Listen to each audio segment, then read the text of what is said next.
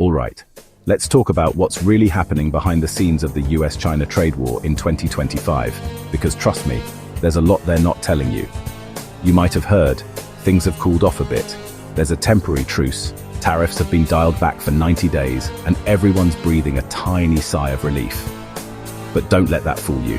The consequences are still everywhere, and if you've been shopping lately, you've definitely felt it in your wallet.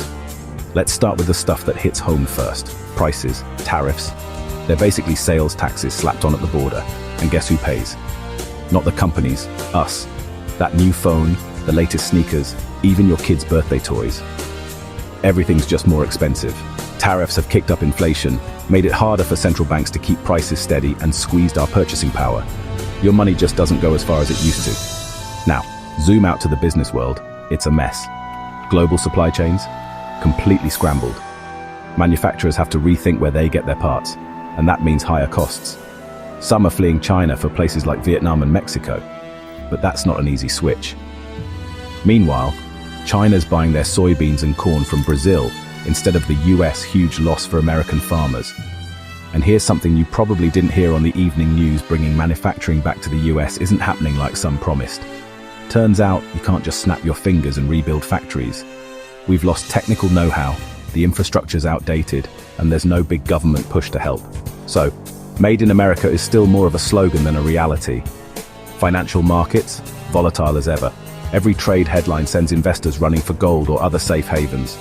The IMF, by the way, just downgraded the global growth forecast for 2025 thanks, in part, to all this drama. But it's not all doom and gloom. There are efforts to patch things up.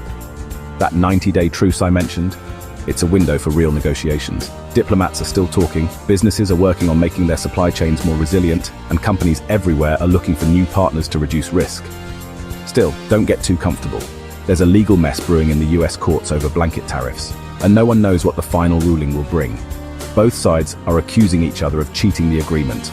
And then there's the real wildcard: rare earth metals. China controls most of them, and they're crucial for everything from smartphones to electric cars. That's some serious leverage.